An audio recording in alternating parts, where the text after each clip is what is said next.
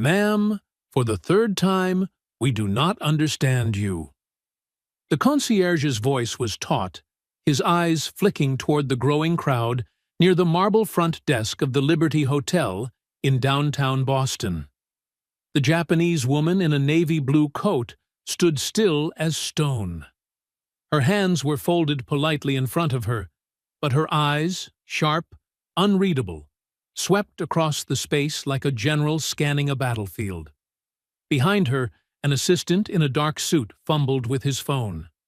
Two translators whispered helplessly, faces flushed. "Should we call security?" one staff member murmured behind the desk. "She's not being aggressive," another whispered back.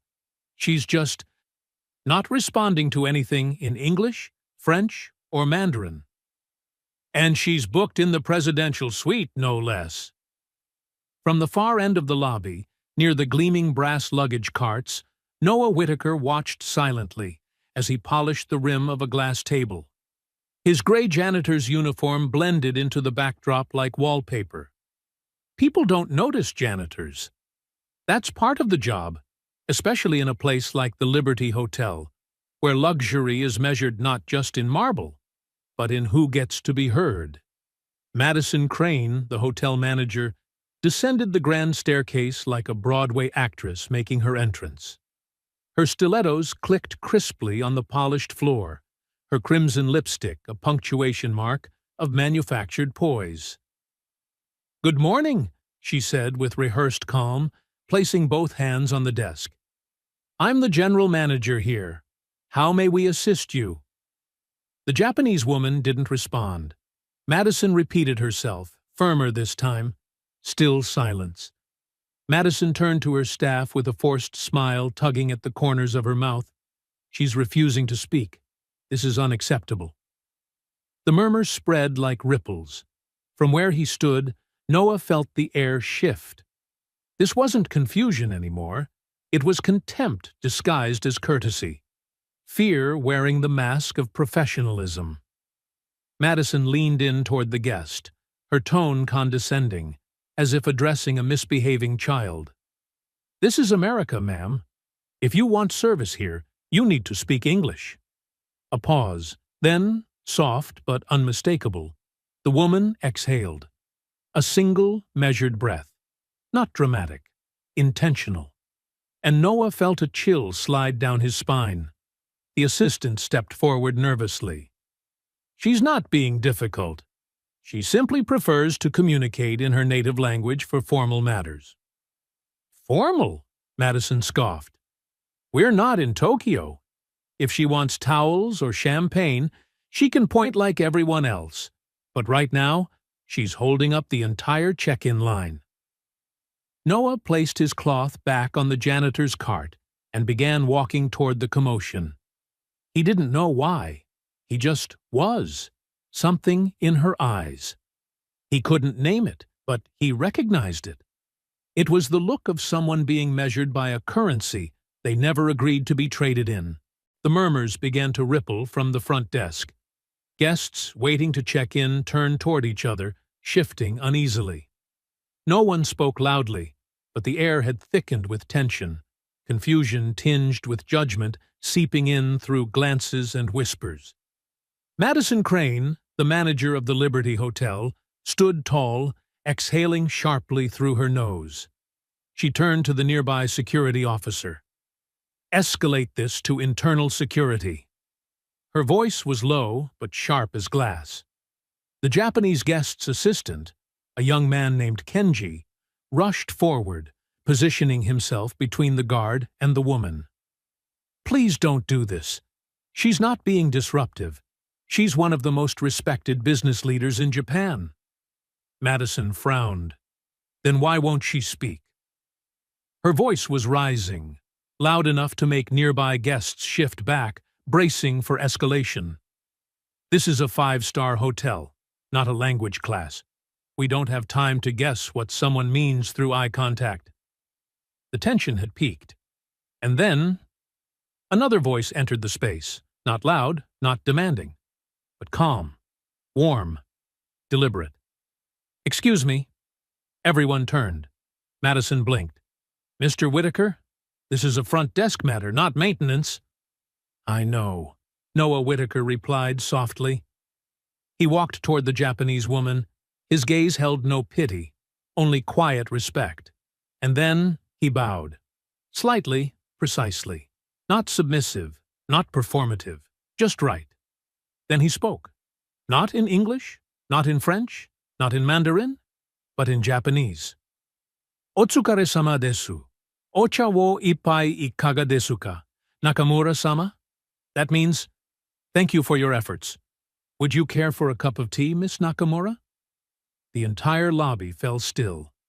Even the gentle piano music humming from the ceiling speakers seemed to pause. Dr. Hana Nakamura lifted her eyes. They softened, not from surprise, but recognition. The recognition of being seen. She answered in Japanese, her voice fluid and melodic like wind brushing over the strings of a koto. Noah nodded. He gestured toward the lounge near the tall glass windows. We can sit there. No pressure. No need for words. Kenji stammered behind them. He's using Kyoto dialect. Madison gaped. Where did you even learn Japanese? Noah smiled faintly. I think what matters now is that she's finally been heard. Madison opened her mouth to protest, but before she could speak, Hana raised a hand. Calm, steady, like a conductor ending the first movement of a quiet symphony. She turned to Noah and spoke again. Okotoba ni amaete. Yoroshiku onegai shimasu. Which means, I'll gladly accept your offer. I look forward to your kindness. And just like that, the most powerful woman in the room let go of her suitcase and walked, not with the manager, not with her translator, but beside the janitor, toward the quietest corner of the hotel. No one said a word, but in the silence left behind, a new question began to form. It wasn't, who is she, anymore. It was, who is he? Inside the lounge, warm light spilled across mahogany tables. Gone were the scents of perfume and disinfectant. Here, it smelled like black tea and old books. Hana sat with the kind of practiced grace that only comes from a life of discipline. She didn't look fragile. She looked contained. Noah stood for a moment longer, not out of hesitation, out of awe. There was power in her stillness. She was like a violin string tuned not to snap, but to sing. He left briefly and returned with a small tray of tea. His hands didn't tremble. His movements were careful, reverent almost, as if he'd done this 1,000 times and still remembered to be gentle every time. They sat across from each other. No one spoke, only the sound of tea being poured and the slow release of breath. Then Hana broke the silence. In Tokyo, I speak often, but here, when I speak, people only hear my accent, not my meaning. Noah nodded. Here, people listen for what confirms their assumptions, not for what challenges them. They held each other's gaze. There was no need to explain. I came here to close a deal, Hana said. But maybe I walked into a test. Noah smiled softly. And I think you passed it, without saying a word.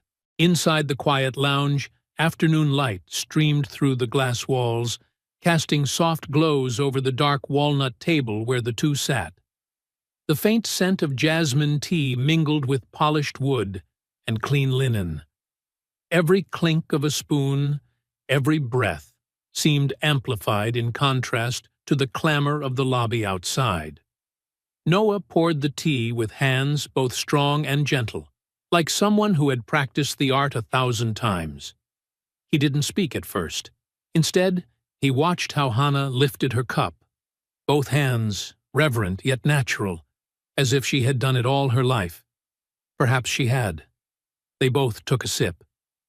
I used to think that when language becomes a barrier, silence becomes the enemy, Hana said softly, eyes fixed not on Noah, but somewhere beyond his shoulder. But sometimes, in silence, I feel more heard than ever. Noah nodded, rotating his cup gently so the tea left a ring of ripples. I understand, he replied. When my wife passed away, I couldn't speak. Not because I didn't know what to say, but because no words ever felt large enough for that grief. Hannah paused. She turned to look at Noah for the first time since entering the room. When did she pass? 3 years ago. A car accident. She was driving home. We had argued that morning, and that was the last time I ever heard her voice. Noah stopped. No tears, no dramatic pause. Just truth, quiet, raw, and clean, like a blade. I couldn't forgive myself, so I left everything, my job, my friends, even music, and came here. Became invisible in the world I once belonged to. Hannah didn't speak, but she reached up and untied the ribbon in her hair, letting her dark strands fall across her shoulders. A small gesture, but one that seemed like an answer. The first time I came to America, I was 21, she said. I was chosen for an MBA exchange program at Stanford. I thought I was fluent in English, until a professor looked at me like a toddler just because I mispronounced leadership. She laughed gently, but it wasn't a happy sound. In Japan, I was known for speaking fast and decisively. Here, every time I spoke, they told me to slow down, smile more, sound less robotic. I stopped recognizing myself in those requests. Noah leaned forward, his chin resting on one hand. So you chose silence? No, Hannah replied, lips tightening slightly. I chose discernment. I stayed silent when I knew they weren't truly listening. But I kept speaking, to those who listen with their eyes, not just their ears. That sentence hung in the air like a sustained note in a song. Noah smiled faintly. You're not the first I've seen misunderstood here. But you're the first who didn't try to prove anything. You just stood there and let the world reflect on itself. And you? Hannah asked. Why did you learn Japanese? Noah raised his brows slightly, as if dusting off an old memory. I once played shamisen for a teacher from Kyoto. He didn't speak a word of English, but every note he played felt like a conversation with the universe. So, music is a language. And language is rhythm, Noah nodded. You can mess up grammar and still be understood, but mess up the rhythm, and it breaks. Hannah set down her teacup, tilting her head. Do you still play? Noah shook his head, then nodded. Only at night, when no one's around. Then I want to listen, Hannah whispered. That line wasn't just an invitation. It was a key turning in a long locked door. And for Noah, who had lived like a shadow for 3 years, something stirred. All right, he said, but on one condition. Hannah raised an eyebrow. Next time, you teach me how to say leadership with a proper Kyoto accent. Hannah burst out laughing, the first true laugh since her return to America. Light, spontaneous, like she had just taken off a mask she didn't realize she was still wearing. In that moment, neither spoke, but something between them had shifted. They were no longer a misunderstood businesswoman and a janitor who happened to speak Japanese. They were two souls who had once chosen silence, now finding each other through tea, memories, and the rhythm of the unspoken. The story began to spread just hours after that afternoon tea. A hotel guest had casually recorded the moment when Noah stepped out from behind the window he was cleaning and spoke fluent Kyoto-style Japanese. A soft invitation for tea, yet powerful enough to silence the entire lobby of the Liberty Hotel. The video was less than 40 seconds long, but overnight it surpassed 2 million views. The caption was simple, "The Janitor Who Listened," and the hashtag "The Janitor Who Listened" began to spread like wildfire. Every frame was reposted across Reddit, X, Twitter, TikTok, and even LinkedIn, where people normally talk about strategy and KPIs. But this time, they were talking about kindness, about how a window cleaner became the only one sensitive enough to truly listen. Up on the 17th floor of the hotel, Madison Crane was fuming. Who gave him permission to intervene during a VIP check-in? Who allowed a janitor to step between the front desk and the guest? Her voice was sharp as vinegar. In the room, Tara, the head of PR, silently watched the screen replaying the viral clip. She was the first to see the public's response. She had already read comments like, "I used to be a housekeeper in Chicago. People like Noah are the backbone of the hospitality industry. Japanese culture values humility. That CEO will never forget being greeted in her own language." Madison slammed her hand on the table. "Tara, we need to get ahead of the media. Do you understand?" Tara took a pause, then replied slowly, "The thing is, we can't control something that doesn't need PR. This isn't a scandal. It's a real moment. And it touched people. I don't care about feelings. I want control of our image." The next morning, an internal memo was circulated. Temporary suspension of employee Noah Whitaker due to acting beyond his authority during work hours. One sentence, cold and dry. The paper was taped inside the staff locker room. Marcus, the night shift receptionist, was the first to see it. "Unbelievable," he muttered, tearing the notice down and stuffing it in his pocket. "If there's a crime here, it's being too decent." Noah sat alone on the stone bench behind the hotel, where he usually ended his morning shift. He had received the notice but showed no reaction. No anger, no sadness, just that old familiar feeling creeping back. The feeling of being pushed into the background. Hana came to find him. She didn't say much, just sat down beside him and placed a small paper bag in his hands. "Dorayaki," she said. "My mom used to make it for me before every important exam. Today's your test." Noah chuckled softly, the kind of laugh that doesn't need a reason. "I didn't mean to go viral. I just didn't want you to stand there alone." "I know," Hana replied. "Some people do things for the spotlight. Others do it simply because it's the right time." But the internet didn't leave Noah alone. From a short clip, people began digging deeper. A 5-year-old blog post suddenly resurfaced, a touching story by a former high school student about Mr. Noah Whitaker, the only teacher who didn't mock me for playing piano with one hand. Then, a photo from a 2014 recital was unearthed. Noah in a tuxedo, standing under stage lights. Not a janitor, an artist. Each tiny puzzle piece painted a new portrait. Not just the janitor who speaks Japanese, but a man who once had the spotlight and chose to walk away from it. In the conference room, Madison was practically on fire. The Japanese CEO just sent a handwritten thank you letter directly to Noah, Tara reported calmly. So what? He's still janitorial staff. He doesn't represent the brand. Madison, Tara looked up, locking eyes for the first time. Maybe that's exactly why people are moved. Not because Noah was assigned, but because he chose. The janitor who listened had now surpassed 10 million mentions. Some guests returned to the hotel just to ask, "Is Noah still here?" Others sent handwritten notes, flowers, even tea.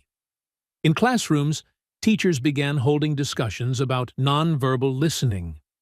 In office buildings, employees started to pay closer attention to the quiet ones, the ones they passed by every day without a hello. Noah still sat alone on that bench, holding Hana's box of dorayaki, the sunlight stitching golden threads across the creases of his uniform. He needed no defense, no title to reclaim. Once he had vanished from the world, and now, with just one sentence, the world remembered he had ever existed. The ground-floor conference room of the Liberty Hotel had never been so crowded. Dozens of reporters, media representatives, and even long-term hotel guests were present, phones in hand, ready to record. Standing at the podium was Hana Nakamura, dressed in a simple gray suit. Her face was bare of makeup, yet her eyes were sharp enough to slice through morning haze. She stood alone. No PR team, no advisors, no pre-printed speech. But it was that very simplicity that held the room in total silence. "Before I say anything, let's watch a short clip," she said in calm, clear English. The screen behind her lit up with security camera footage from the hotel lobby. That day, when Hana stood confused and silent, unable to respond, and Madison Crane turned to a desk clerk and snapped, "She's not responding. Probably can't speak English. Get security. Now." No greeting, no empathy. Just a cold judgment, swift and surgical, like a door slamming shut. The clip froze at the moment Noah Whitaker stepped forward and gently spoke in Japanese. "Otsukare-sama desu. Ocha wo ippai ikaga desu ka, Nakamura-sama?" "Thank you for your hard work. Would you like a cup of tea, Miss Nakamura?" The room remained silent, but the atmosphere had shifted, profoundly. That was the moment I realized, language is not just about vocabulary or grammar, Hana began. It's a choice, whether to listen or to exclude. She gestured toward the back of the room, where Noah was standing quietly behind a door. "That man has no business cards, no title in the corporate hierarchy, but he was the first person who truly listened to me, the first to smile, the first to see me not as a CEO, but as a human being in need." Hana's voice wasn't loud, but it rang like a temple bell in winter air. And that, ladies and gentlemen, is the new standard of decency. Not rank, not appearance, not LinkedIn profiles, but the human heart. She pulled a printed statement from her pocket and held it up. "As of today, Liberty Hotel will adopt a new metric in evaluating and training staff, the Empathy Index, and I'm proud to announce that Mr. Noah Whitaker is the first to score a perfect rating." The room erupted. Journalists raised their hands, cameras flickered in every direction. But Noah's eyes stayed on the floor, hands folded, as if afraid that any movement would cause this moment to vanish like morning mist. Madison Crane was absent. Rumors said she'd been asked to submit her resignation. No one discussed it much. No one mourned a figure so accustomed to judging others with a glance. After the press conference, Hana stepped out into the back courtyard, where Noah sat beside an old flower bed, still holding his faded cleaning rag. "I'm sorry for turning this into a spectacle," she said quietly. Noah shook his head with a soft smile. "Number I should be the one thanking you for reminding me who I used to be. You were someone extraordinary, Noah. I never wanted to prove that. I just wanted to do what's right." They sat in silence, not because there was nothing to say, but because nothing more needed to be said. On that bench, in a hotel once obsessed with prestige and protocol, sat two people, one who'd been dismissed as a janitor, and one who'd once been judged by her accent, quietly witnessing an outdated standard crumble. And in its place, something new was being built.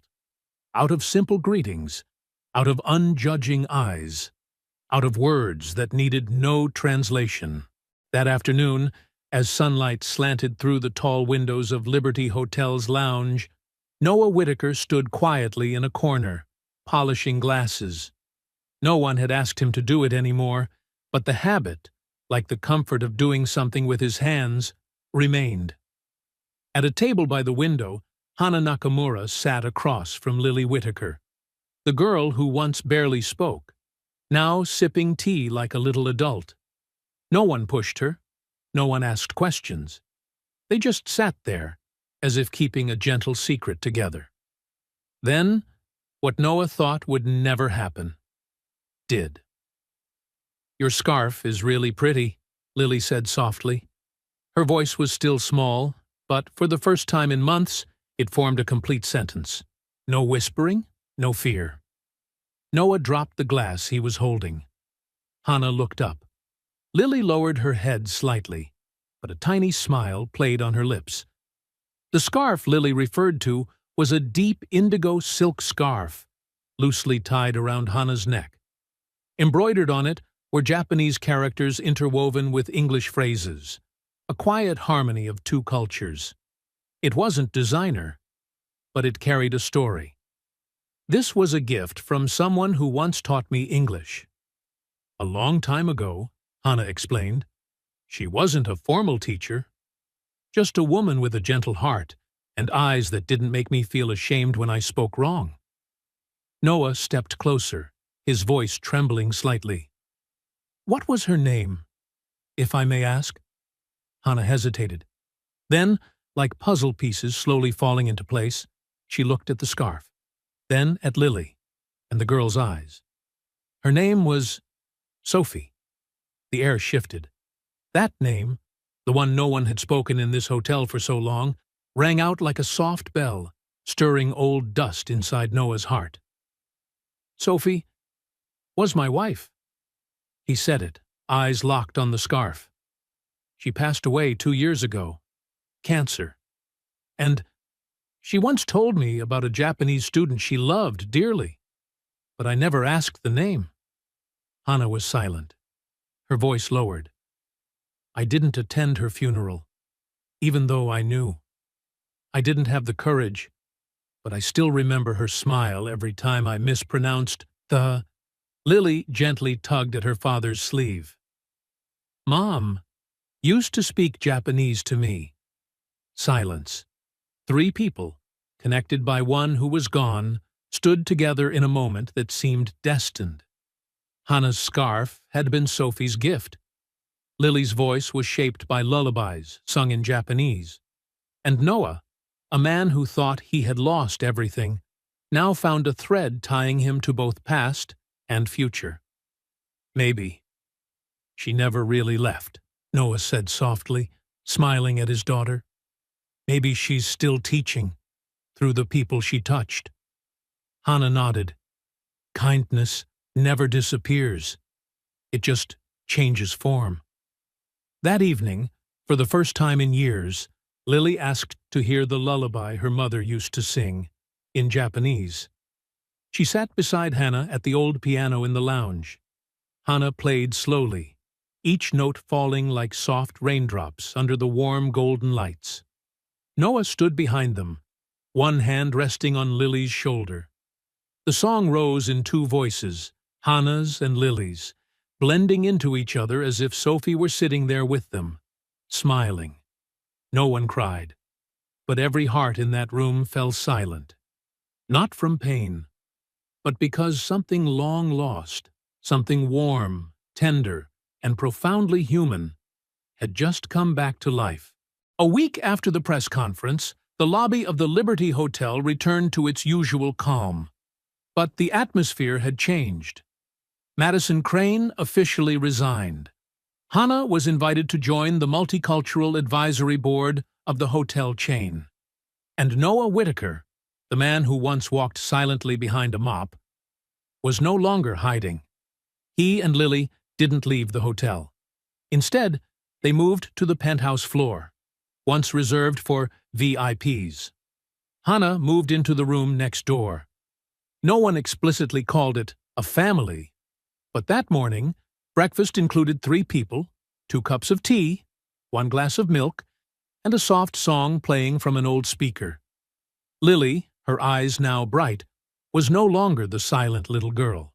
She munched on pancakes while painting, her brush capturing sunlit dots on paper.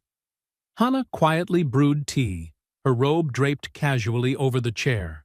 and Noah, dressed in a simple white shirt, peeled an apple with calm, precise motions. No one was in a rush. No one needed to say anything. That afternoon they walked together through a small park nearby.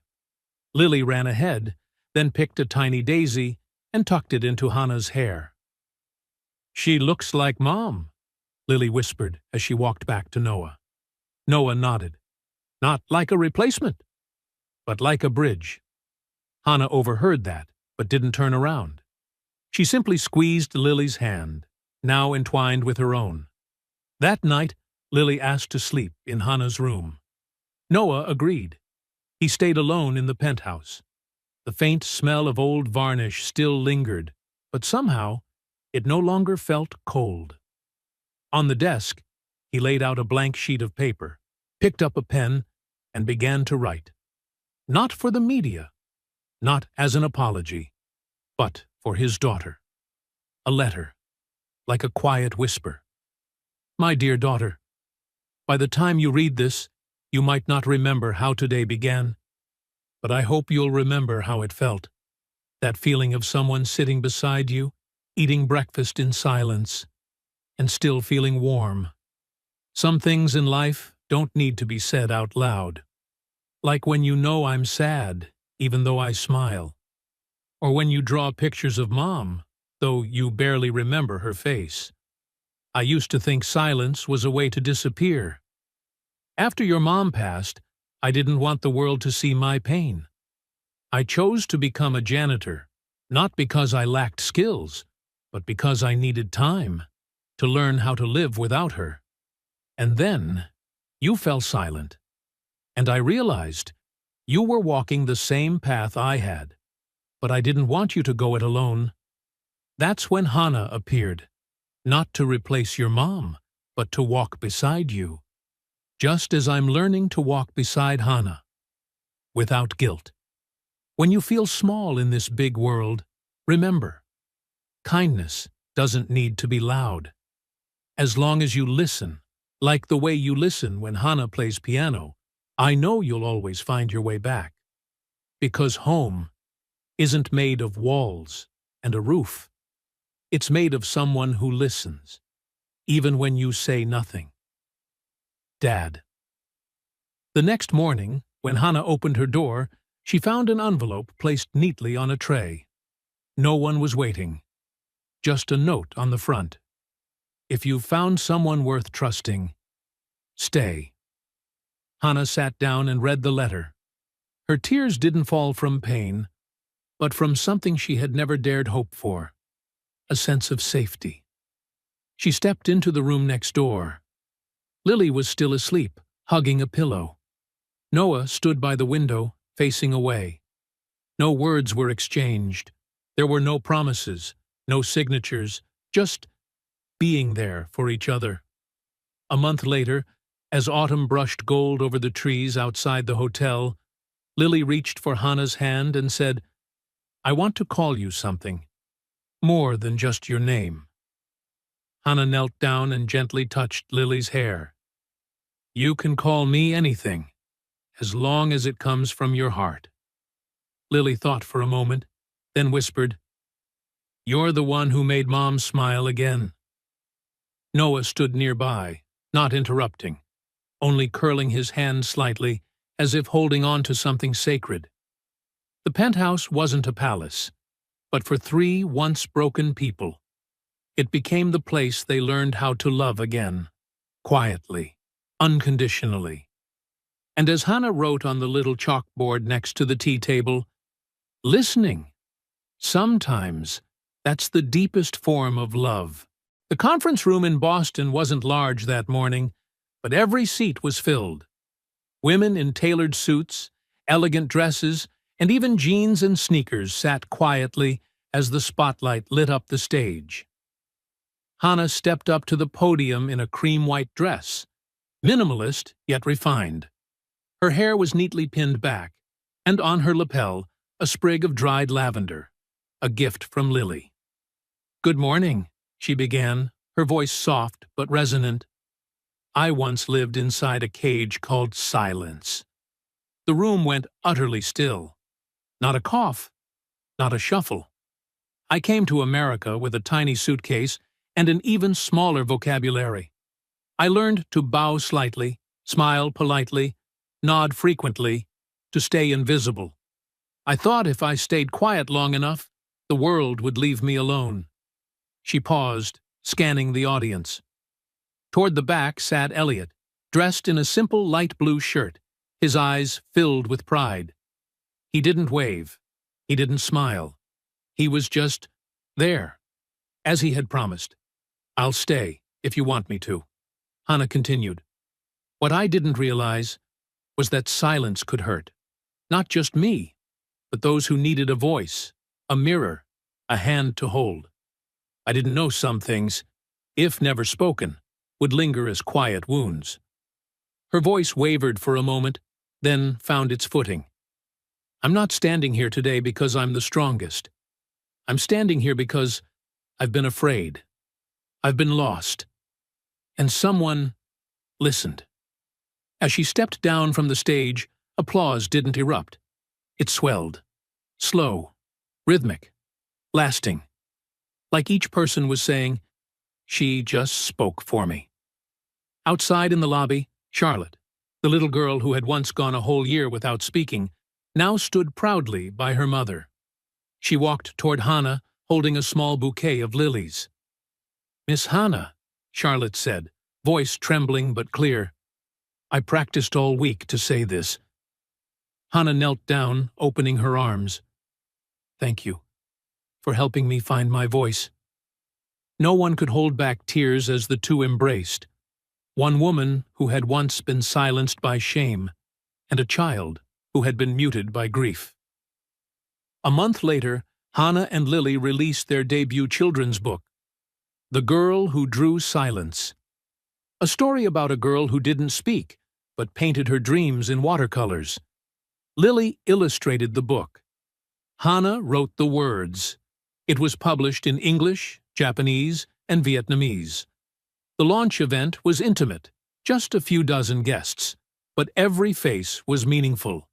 Tara, the fearless PR woman, Mr. Ishikawa, the first hotel guest who ever saw Hannah as more than a maid, and even the elderly doorman who once offered her salt candy while she cried in a restroom years ago.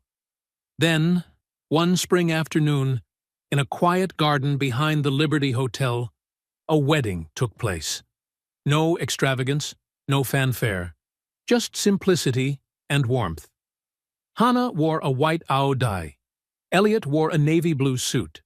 Lily walked between them holding a basket of flowers, her lace dress fluttering like a tiny fairy. There was no officiant, no big band, just the wind through cherry blossoms and a soft piano piece Hannah had composed. "We don't promise never to feel lost," they said. "We don't promise we'll always understand each other immediately. But we promise to stay, and to listen, like you listened to me, and like you listened to the world, even when the world overlooked you." As the sun dipped behind the treetops, they released floating lanterns into the dusk. On each lantern, words were scrawled, "Home is someone who listens." Silence has color, shape, and a heartbeat. I found my language, and it didn't have to be words. Elliot held Hannah's hand. Lily sat nestled between them. A family not built by blood, but by attention, healing, and presence. Maybe you've never found the words. Maybe you were once told your voice didn't matter. But if this story speaks to you, even in a whisper, know this: silence doesn't mean absence, and being quiet doesn't mean invisible. Sometimes those who listen the deepest are the ones who carry the loudest truths, and if no one ever told you, you matter. And your voice, however soft, has power. If this story moved you, even just a little, hit that like button to support stories that amplify the quietest voices. And don't forget to subscribe to True Tale Time, where every whisper matters and every silence has a story. Until next time, stay kind, stay listening, and stay human.